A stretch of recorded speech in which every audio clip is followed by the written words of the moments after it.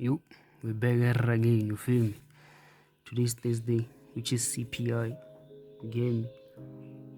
No gym today as well. As you know, the gym is closed currently, you get me? I don't know for how long, but at the moment, there's no gym, you get me? So that's why we're just gonna go straight to the charts. But as you can see on gold, 1 hour time frame, the time right now is 11:21 a.m. I already took my trade. As you can see, I'm just gonna explain it, why I took it, what happened, what not, you gave me. As you know of yesterday I told you that if price comes below here, then it might be looking to come and take out liquidity here, you gave me. If it goes below here, because I was expecting price to reject here to come and when I go above, but as you can see during midnight and whatnot, it came below here. So I was expecting now to aim for this low, you gave me. So what happened is, once it traded below this, I waited for midnight, it opened here. As you can see, we have previous day high here, which is PDH high and PDH low, and we have where the market open, midnight open, which is MN open here, you get me. So what happened is, once price opened from here, it went below, took out the previous day low, came back inside, retest this 4-hour fair value gap. As you can see here, it rejected on that fair value gap. Then I went on a lower time frame to look for an entry because it rejected on that 4-hour fair value gap, gave me. So let's go to the 15 where I looked for entry. And as you know, if you watched the previous day, like the yesterday video, at the end I told you that if it does this, I'm gonna do this. So this is this shouldn't come as a surprise that I took this trade, you get what I'm saying? So with that being said, it opened, took out this low here, touched this fair value gap, went above to reject on this 4-hour fair value gap. So once it did that, then it broke lower, it rejected here and it started to go lower. That's when I went to the lower time frame to look for an entry. So what I saw here, it broke below this fair value gap here, plus it created another fair value gap here. So I waited for this fair value gap. Once price came here, rejected here firstly with this one and closed with bearish, I decided to wait for another candle to see. Then it came here bearish as well. Then that's when I placed my entry here, stop loss above this candle that formed the fair value gap, you get me? That's why I placed my stop loss. Target, also, you know, I aim for 1:3, you get me? As always, 1:3 always. That's my target, you get me?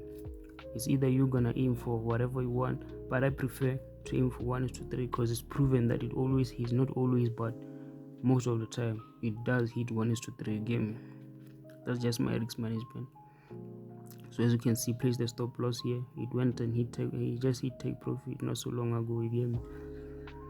So hopefully you can understand. The stop loss, you place it depends where you place the stop loss. It's either it's gonna place the stop loss above above the swing high if you're going low, or above the candle that formed the fair value gap if you're going low, or you're gonna place it just above the fair value gap if you're going low. So it depends on the trade and how large the fair value gap is, where is the swing high, how large the swing high is. It also depends, but the three places I like to put it is above the fair value gap, above the candle that formed the fair value gap, and above the low at the high if I'm going lower, you get me? Hopefully that you can understand, you get me? So as of liquidity, how you can spot liquidity, you get me? Because liquidity is spotted on the previous day high or previous day low. But the other thing is you spot it on the, if it forms relative equal lows or equal lows, that's when you're gonna spot liquidity, you get me? So let me just do an analogy like this. Let me leave it like this. Here is where your liquidity is gonna rest, you get me? Liquidity is resting below relative equal lows, you get me? Let me do this. It rests below, if the market is going up, it's resting below equal lows or relative equal meaning almost equal, you get me? So how you're gonna spot liquidity is, if price does something like this, you know that liquidity is resting here and above the high. So it's also high is liquidity, low is liquidity, high is liquidity, low is liquidity. So this like this. So this is what you call a low resistant liquidity. A high resistant liquidity is something like this. If price does something like this, then this is a high resistant liquidity. You get me? You see that something like that. So this is a high form of high resistant liquidity and low resistant liquidity, because this one is relatively, this one it already took liquidity on this one. That's why it become high resistant liquidity, because it already took liquidity from here, and this one it already took liquidity from here. You get me? This one.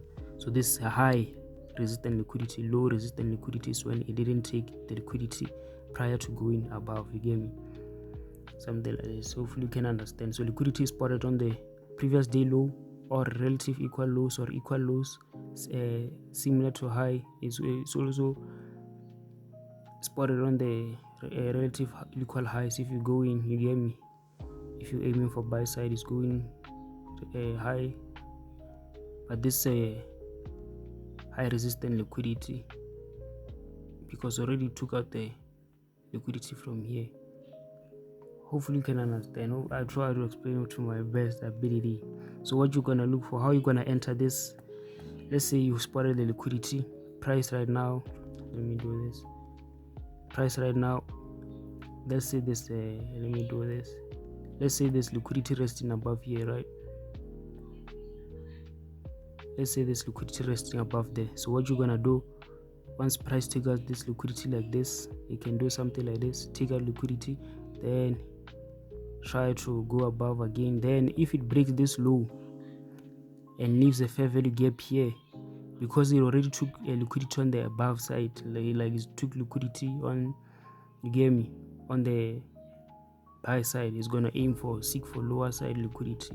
So if it does this, leave a fair value gap here. Usually it leaves a fair value gap or order block. It depends on which model you are trading. You should go look up the videos of about order block, breaker block, you get me, fair value gap. So if usually I like to trade when it leaves a fair value gap here after breaking this low. So this is where I'm gonna place my entry. Let me do this. It's not the end here. This is where I'm gonna place my entry. Then it's gonna do something like this. It's gonna do something like this while going lower to aim for this liquidities here. You get me? So what it's gonna do is gonna leave a fair value gap here. Let's say it does leave a fair value gap or an order block.